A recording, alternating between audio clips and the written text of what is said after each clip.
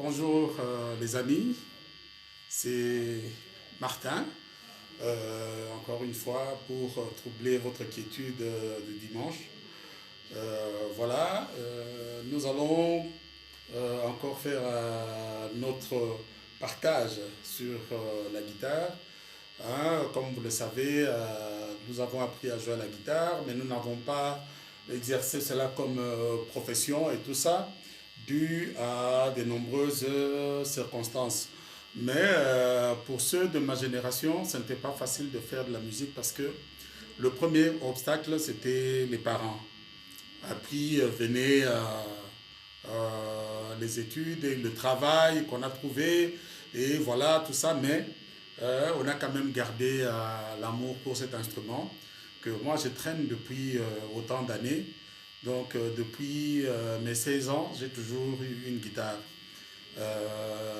J'ai fait un petit crochet, donc c'est-à-dire que quand j'ai pu m'exprimer sur la guitare, la première fois, on avait créé un orchestre, donc c'était les débuts des orchestres scolaires. Il y avait eu des aînés, bien sûr, qui étudiaient à l'école, mais qui avaient fait des groupes qui s'exécutaient à l'extérieur. Je prendrai par exemple les East Boys, où il y avait Davier, Chimanga, Davier qui s'est appelé après Talangaï, Chimanga, maître, avocat, malheureusement qui est déjà décédé. Hubert avait eu quelques problèmes psychologiques, des choses comme ça. Et le dernier, j'oublie un peu son nom. Alors, il y a eu les Saphirs, il y a eu... à cette époque-là, la vague principale était la musique pop. Les gens voulaient bien faire de l'interprétation et autres, si bien que les orchestres des jeunes pour démarrer, hein, ils ont démarré par Touzaina et Simba Kege, voilà, et puis en Europe, il y a eu l'orchestre Los Nikelos qui a beaucoup influencé Zaïko, dont nous sommes un peu approchés, hein, du point de vue le jeu de la guitare. Alors, il se fait qu'on a fait plusieurs vidéos. Bon, comme le fond était Zaïko, hein, on a exploité, c'est là où on a vu les différents solistes jusqu'à arriver à Barossa, Shiro, mais les autres, on n'a pas peut-être, on n'en a pas peut-être parlé, mais il est évident que quand nous regardons bien le dernier patron comme nous on considérait les solistes qui est en même temps patron de côté instrument, je crois que le tout dernier, je crois que ça doit être Daniel, hein, paix à son âme, hein, au moment où les Popolipo, qui a fait aussi un grand travail dans Zaïko pendant presque 10 ans, Popolipo, Petit Poisson et autres ont dû quitter Zaïko. Daniel est venu et au moment où ils ont fait la tournée en Europe avec tous les problèmes qu'ils ont connus là-bas, je ne m'y engage pas. La plupart des musiciens sont restés là-bas, dont Daniel, qui est même décédé en Europe. Ceux qui ont marqué, c'est de cela qu'on a le plus parlé. On a parlé de leur technique, on a parlé de leur son, on a parlé de beaucoup de choses.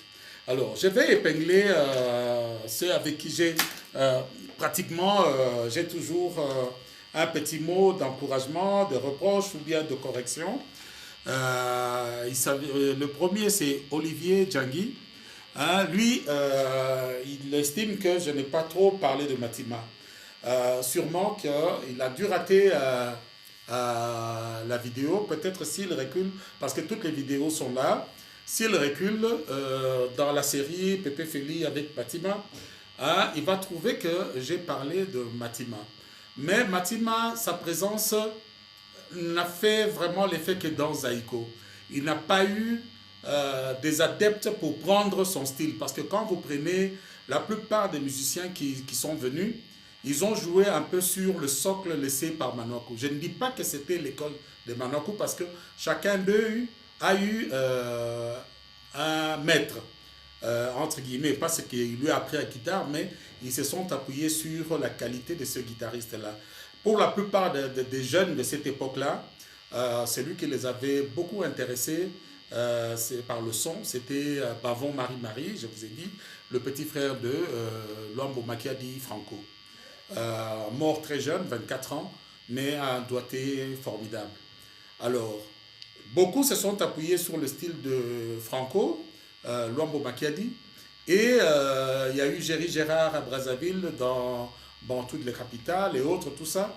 Alors, il faut avouer maintenant que vers les années 74, Zaïko était quasiment seul en face de quelques groupes, mais qui ne faisaient pas longtemps. Je vais citer Elita Dembo avec Stokas, qui avait des très bons guitaristes, Bongo Wende, Samunga, pour ne citer que ces deux-là. Samunga est un très bon guitariste, mais aussi parti décédé très jeune. Et puis, il y avait Yoka Lokole, il y avait... mais tout ça, c'est pratiquement des gens partis de Zaïko. Donc, ils avaient quand même cet esprit-là. Mais qu'est-ce qu'on a constaté? C'était quand même très innovant. Hein? Si on doit prendre tous les guitaristes qui sont passés par les différents groupes qui se sont affichés à cette époque-là, vous allez voir que quand Isifi se forme, on découvre un soliste comme Chora. Il est toujours en vie, mais on n'en parle plus. Bon, lui-même, il est un peu effacé, hein, mais c'est lui qui a fait l'époque des Amazones, Ainsi va la vie et tout le reste. Alors, il y a eu dans d'autres groupes aussi des grands guitaristes, Ricos, qui venaient de Bella Bella. Ils sont partis avec les Niboma pour faire Lipoi Lipoi et puis Kamale. Hein, donc voilà, il y avait beaucoup de guitaristes et il y avait autant de styles. Si on doit maintenant commencer à décortiquer chacun, ça sera vraiment difficile, à moins qu'on change le thème en ne s'appuyant plus sur Zaïko, mais en essayant de voir les différents guitaristes et ce qu'ils ont laissé. Alors, Matima, effectivement, il a joué beaucoup de choses. Je vais reprendre peut-être 2 solfèges de Matima pour vous montrer comment ce guitariste était très fort. Malheureusement, lui, il n'a pas eu des adeptes pour jouer comme lui. Il y a eu des gens qui ont joué les chansons de Zaïko, disons, arrangées par Matima, jouées par Matima, mais faire une chanson autre, nouvelle, en ayant les tempos de Matima, en tout cas, je n'en connais pas. Alors, il y a eu Aristote, voilà, laissez-moi mettre les yeux artificiels. Bon, lui, il demande quand même des reprises à partir de plusieurs chansons, bon, mais on va voir. Il y a Fulgence Alitri, lui il est vraiment présent. Bishop J, lui, c'est les guitares et les reprises. Je crois que c'est Aristote qui se demandait pourquoi certains solistes reprenaient ce qu'ils ont joué dans d'autres groupes. Par exemple, Roxy a joué une chanson dans Zaïko, et puis on a retrouvé cette chanson, ces béné-là, dans Langa Langa Star. Alors ça, il faut le savoir. La création, parce que le problème qui est là, quand on arrange une chanson, je m'excuse de prendre la guitare maintenant, quand on arrange une chanson, ça veut dire que c'est un fruit de l'esprit. Donc l'auteur de cet arrangement-là, des notes et de tout ce qui fait l'arrangement de la chanson, c'est lui qui a fait ça, c'est lui l'auteur. Vous comprenez? Je prends par exemple, qu'est-ce que je peux prendre quoi ça?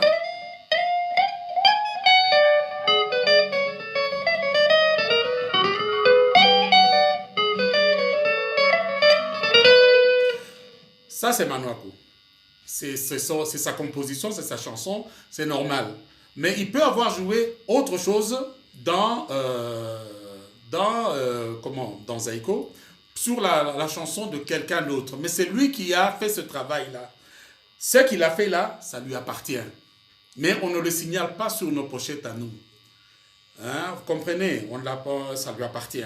Donc, il est libre d'arranger une autre chanson, mais s'il trouve que la partie dansante, il peut rejouer quelque chose qu'il avait déjà joué dans une autre chanson, il peut toujours le faire. Parce que je prends par exemple, euh, dans Zaïko, il y avait eu ECC de Lengi Lenga. Alors, dans le CBN, il y a une des partitions qui se joue comme ça.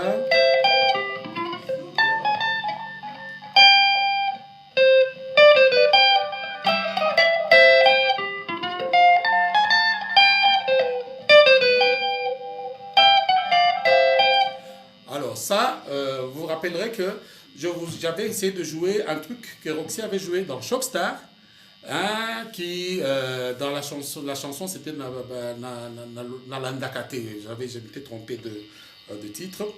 Voilà, donc...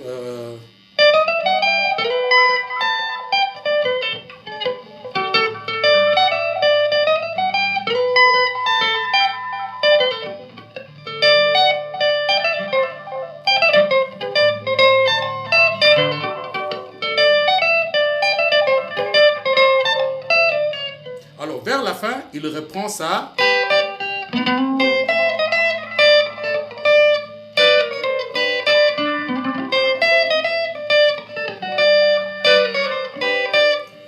Alors, cette partition-là, il l'a jouée dans ECC. Mais il l'a joué maintenant dans Shockstar, dans une autre chanson. Pourquoi? Parce que ce truc ici-là, c'est sa création à lui. Donc on ne peut pas le lui arracher. C'est comme celui qui a écrit la chanson. C'est lui qui a écrit la chanson. On ne peut pas la lui prendre, à moins qu'il ait cédé, et il ait cédé aussi les droits. Mais comme on ne parlait pas de tous ces droits-là qui font l'œuvre, hein, c'est comme ça que vous voyez chaque fois sur les pochettes, on écrit auteur-compositeur. Mais quand vous vous rendez compte, quand on faisait les arrangements, c'est le chanteur vient avec la chanson, il a écrit et tout ça. Mais il y a quelqu'un d'autre qui lui va dire, écoute, tu chantes ici, là tu coupes, là ça on peut enlever, ça risque d'être trop long, tout ça. Celui-là, il fait le travail d'arrangement. Mais maintenant, il y a l'accompagnateur qui a aussi une partition à lui qui joue. Mais ça ne marque pas tellement les chansons. Vous comprenez? Donc, je prends un vieux truc de... Je crois que c'était euh, dans Aiko, c'était Teddy Soukami dans Mwanabi.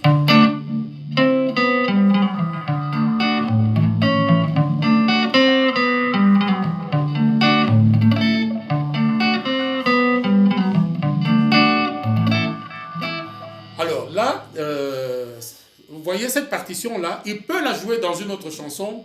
C'est lui qui a imaginé ça. C'est sorti de son imagination, de son inspiration, et il a joué.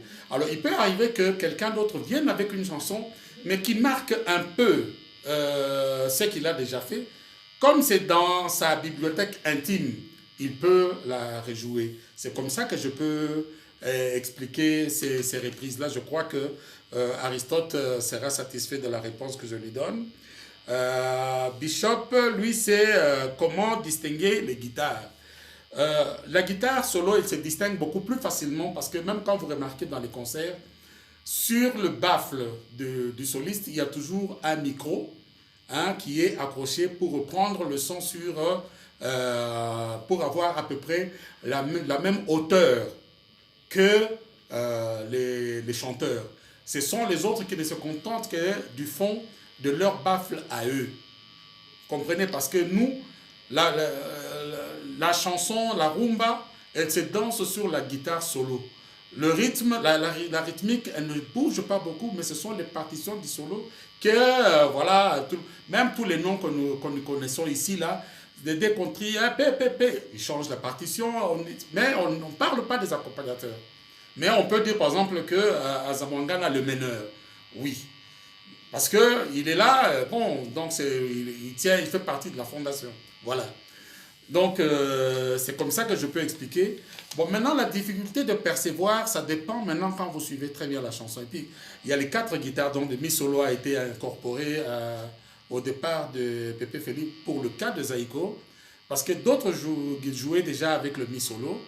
Je crois tous ceux qui étaient sur le rythme un peu accroché vers le taboulé, donc c'est-à-dire les Bella Bella, les Kamalé, il y a autant de groupes dont je ne sais pas les citer tous. Alors, quand le mi solo vient, il y a encore une autre innovation qui entre, c'est le synthé.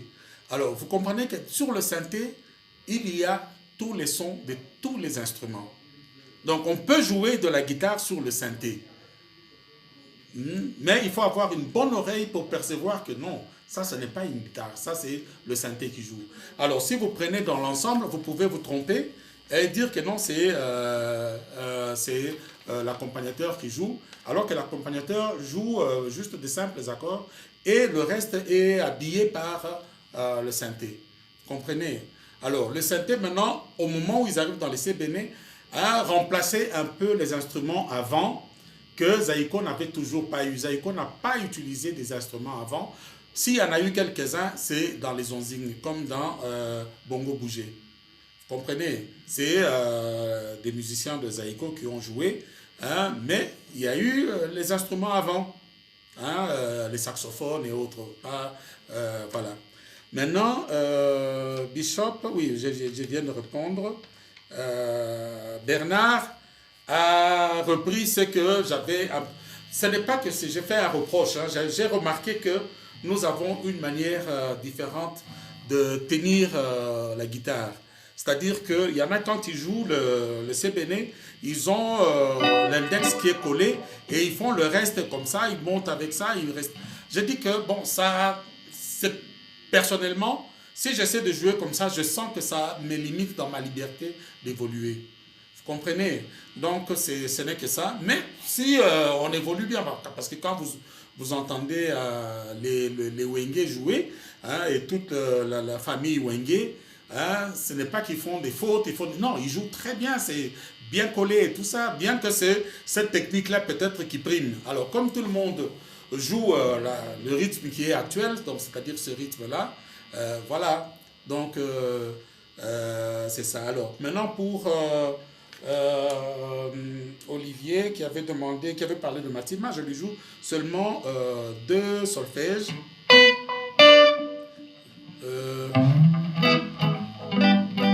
Je crois c'est comment ça s'appelle?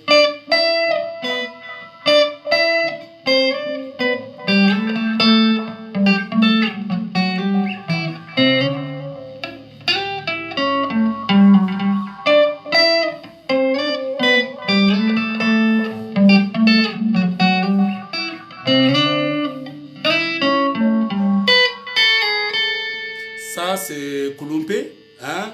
Donc il a fait beaucoup. Alors dans Wedou maintenant, l'intro.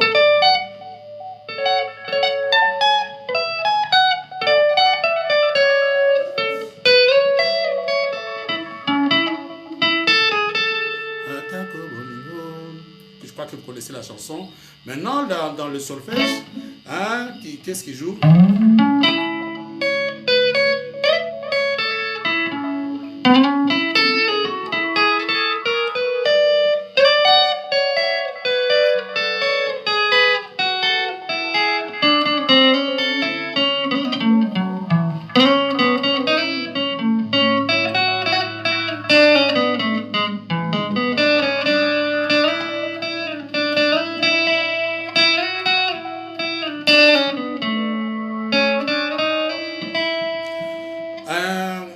L'arrangeur vraiment formidable.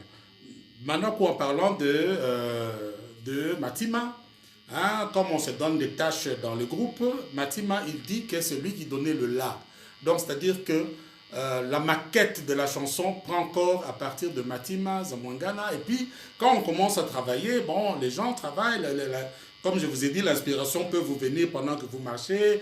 Hein, voilà, si vous avez, vous sifflotez de manière à garder pour pouvoir mettre ça sur guitare. Donc, voilà. Alors, qu'est-ce que je pourrais encore ajouter sur ce que je viens de voir, de dire? Pas trop. Alors, il y a parfois, on peut s'imaginer que la manière dont la personne joue est fausse par rapport à ce que lui a entendu. Non, c'est pas que c'est toujours faux. La première chose qu'il faut voir, c'est la gamme. Hein, nous sommes en sol. nous sommes en sol ici, comprenez? Alors, vous pouvez jouer ici. Alors, je prends un exemple, c'est Nzete Ambima. Hein? Voilà, je commençais ici.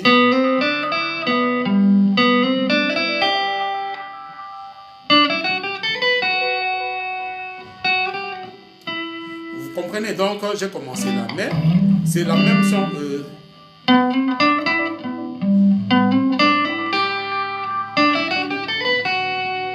Vous voyez? Mais quand vous jouez sur les bourdons, parfois, ça semble différent de ce que vous entendez. Je vous ai dit que nous jouons, pour la plupart d'entre nous, nous jouons d'oreille. Hein? Et la manière dont on perçoit, c'est comme ça que un autre peut dire, ah non, vous avez fait une faute ici, vous avez fait une faute là-bas. C'est l'oreille. Parfois, moi, je perçois un son, même qui n'est pas là, mais je l'ai imaginé dans ma tête et je crois que ça se joue. Hein? Je vous ai donné quelques exemples. Hein? Et puis, je vous ai dit, par exemple, je prends un vieux truc de Manwaku. Hein?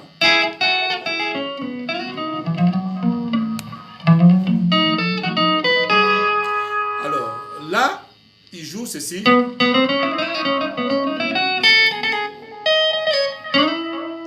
Mais vous pouvez jouer ça ici.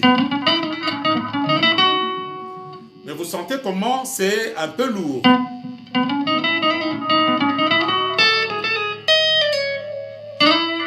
Alors là.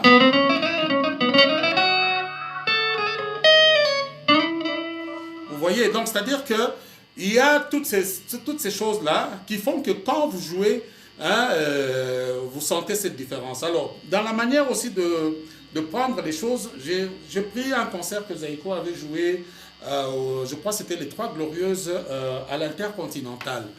Après que Manwaku ait joué quelques vieilles chansons, en commençant par la chanson de... c'était quoi encore oui, mettez la vérité. Hein, et puis il a enchaîné sur d'autres choses. Et puis quand il a laissé la guitare, on a joué Obi.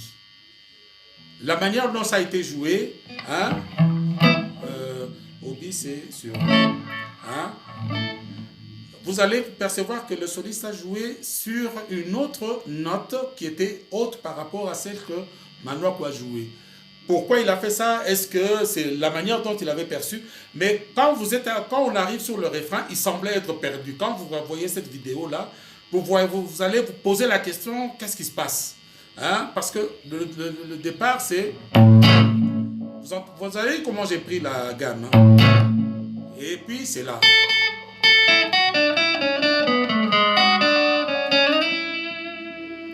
Vous voyez? Mais lui, il a joué très haut. Je n'ai pas voulu suivre cette note-là, mais comme je partageais avec Jean-Jacques Kanda, parce qu'on a partagé beaucoup de petites vidéos, je lui ai montré d'où venait peut-être la difficulté. Comprenez? Alors, maintenant, quand il joue le Sébéné, à cet endroit,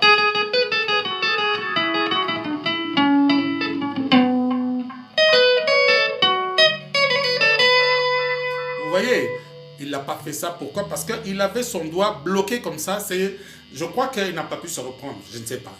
Mais quand vous imitez juste, à peu près, si vous allez ajouter, ajoutez. Mais si vous avez des gens qui suivent note par note ce qui a été joué, non, soliste, ton sepeli n'a été. Mais c'est des choses comme ça, hein, qui peuvent arriver pendant que vous exécutez. Alors, je ne sais pas, aujourd'hui, je n'ai pas pu vous mettre, mais comme on partage, hein, c'est des petites expériences que nous avons, nous tous, hein, pour essayer, hein, de mieux comprendre cet instrument que nous jouons. Et puis, j'ai discuté d'autres choses. La rumba a quelque chose de particulier. Elle se permet de prendre toutes les couleurs du monde. Vous pouvez prendre en Asie, vous pouvez prendre en Amérique latine, vous pouvez... Donc, quand on a joué la guitare hawaïenne, on bien dit la guitare hawaïenne. Prenez les musiques hawaïennes, vous allez entendre. Et vous verrez même que Nico a joué très peu de musique hawaïenne dans ce qu'il faisait. Donc, par exemple, quand je prends le truc de Zaïko ici,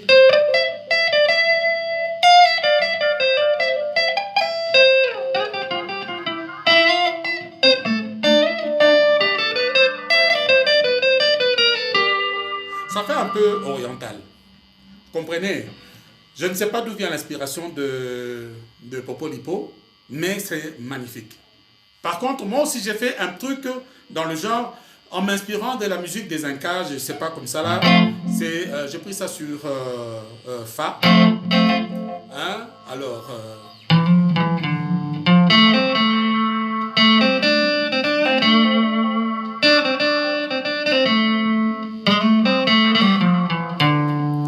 maintenant, je passe sur Ré.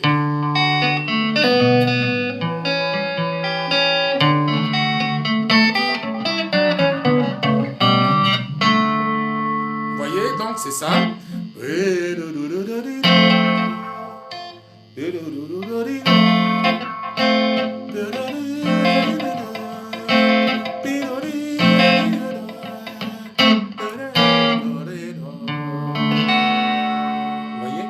Donc, c'est la terminaison que j'ai donnée. Hein? Alors, je peux prendre un autre truc.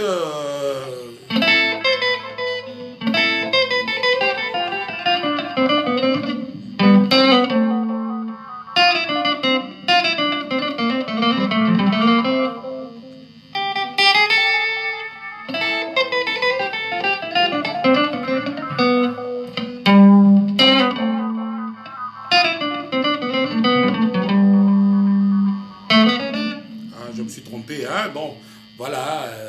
Mais ce truc-là, je l'ai fait hein, en prenant un peu sur les latinos. Hein,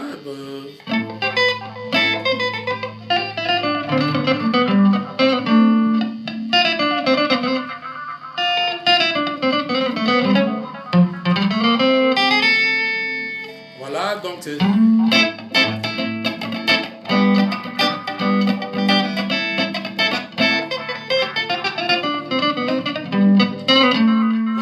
C'est un truc comme ça que j'ai improvisé, voilà. Donc pour aujourd'hui, nous avons fait notre temps. Les éclaircissements, ceci, cela, tout ça, j'espère que ça vous plaira. Hein? Et puis, comme nous partageons, nous discutons, hein, ça fait bien. Et puis, voilà quoi. Donc, je vais essayer d'étendre, comme je vois que y a plusieurs références qui viennent sur les personnes. Et ces personnes sont devenues après.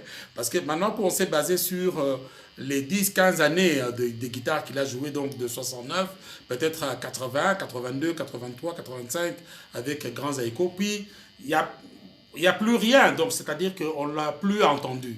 Alors, quand nous prenons les autres, bon, ils ont joué, voilà, et il y a des choses qui sont actuelles. Par exemple, ce que je joue de Manoakou, peut-être il y en a qui n'ont jamais entendu ça. Donc, voilà quoi. Donc, on va essayer d'étendre, prendre peut-être des personnes, hein, et voir leur style, de choses comme ça. Parce que, bon, voilà, portez-vous bien et à la prochaine.